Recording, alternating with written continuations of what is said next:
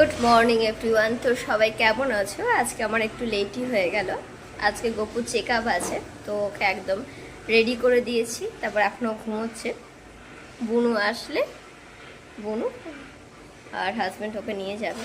আমার নিয়ে যেতে ভীষণ অসুবিধা হয়, স্কুটিতে যাই, ছোটোখাটো মানুষ, ভীষণ অসুবিধা হয়। তো এর জন্য আমি চাই না বুনু ওকে নিয়ে যায়। তো বুনু এখনও আসেনি, বুনু আসলে ওরা বেরিয়ে যাবে। তো চলো দেখি আজকে কি রান্না বান্না হচ্ছে। চলো মাকে গিয়ে জিজ্ঞাসা করি কি রান্না হবে আজকে। মাংস বাজারে, মাংস বাজারে মাংস হবে। মাটন না চিকেন? মাটন। মাটন। ও তুমি আগে আলুটা বসিয়ে রাখছো? হয়ে গেছে, আলু কষানো হয়নি এখনো। মাংস কষাতে দিয়ে দিয়েছে। মা একটু অন্যরকম ভাবে রান্না করে। এটাকে একদিকে মাংস কষাচ্ছে আর একদিকে মা মশলা করছে। এই যে। আর তুমি তোমার জন্য কি রান্না করেছো? এবার তরকারি, ডিম সিদ্ধ, আলু সিদ্ধ এই দিয়ে খেয়ে নেবে। দেখো কি অবস্থা। এই যে মায়ের আলুটা আগে কষা হয়ে গেছে, আলু আর পেঁপে কষা হয়ে গেছে, আর মাটনটা কষে নিচ্ছে, দিয়ে মশলা দিয়ে কষিয়ে নিয়ে ভালো করে তখন হাঁড়িটার মধ্যে দিয়ে দেবে, সিদ্ধ করে নেবে। তো মাটন চিকেন কিছু খায় না, যেদিনই খাই সে তার পরের দিন মায়ের শরীর খারাপ হয়, তো এর জন্য খায় না। তো আদাটা বাটা হয়ে গেল, এবার রসুনটা বাটছে। তোমাদেরকে আগেও দেখিয়েছি আমাদের বাড়িতে যাই রান্না হয় বেশিরভাগই সব শিলেই পেটে করা হয়।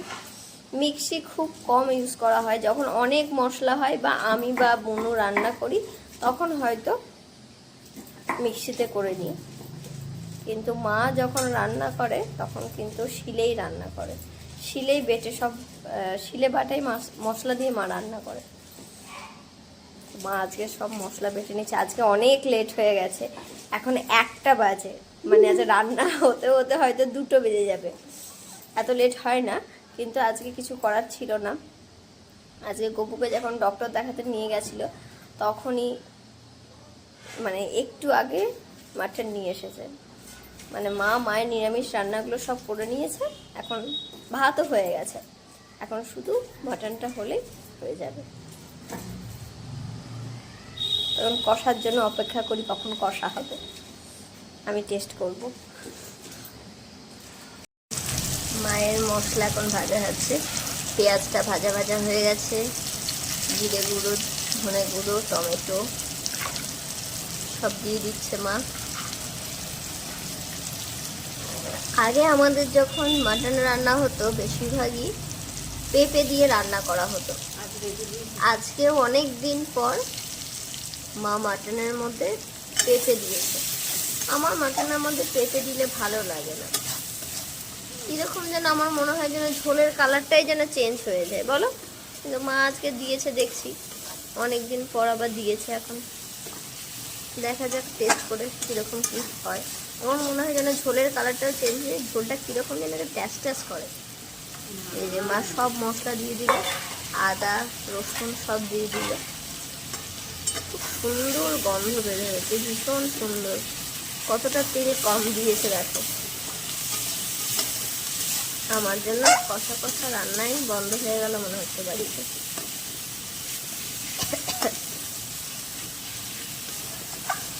কিছুদিন পর খাওয়া যাবে, আর কিছুদিন একটুখানি এরকম পাতলা ঝোল খাই, আর কিছুদিন পর খাওয়া যাবে।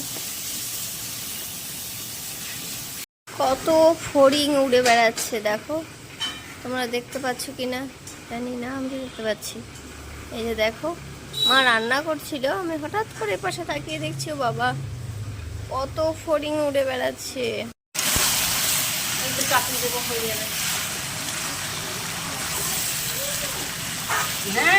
এই যে কষানো হয়ে গেছে, মা এখন হাঁড়িটা বসিয়ে দিল। হাঁড়িটার মধ্যে এত কালি কেন গো? তাই ভাব গরম যাচ্ছি, ভীষণ গরম। সঙ্গী টেস্ট করবি? না না,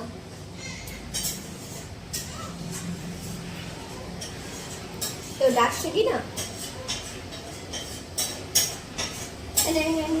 তুই লাইট দিতে গিয়ে ফোন দিতে পারছিস?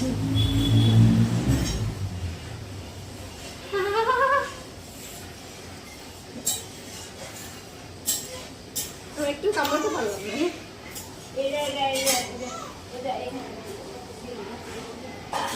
যায়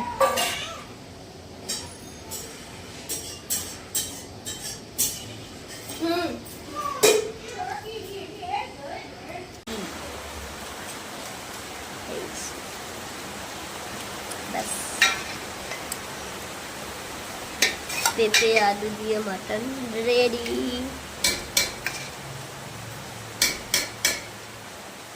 মায়ের রান্না হয়ে গেছে, আমি মাটন নিয়ে বসে গেছি। পাপা এখনো আসেনি, আমার তো খিদে পেয়ে গেছে, এর জন্য মা দিয়ে দিয়েছে। তাও মা একটুখানি তরকারি দিয়ে দাও, আমি আগে খেয়ে নিই। অনেকক্ষণ ধরে মাকে বলছি যে পাপা আসবে তারপর খাবো, তারপর দেখছি যে পাপা আসবে যখন, পাপার আসতে লেট হবে আর তখন গপু উঠে পড়বে, তার থেকে আগে আমি খেয়ে নিই।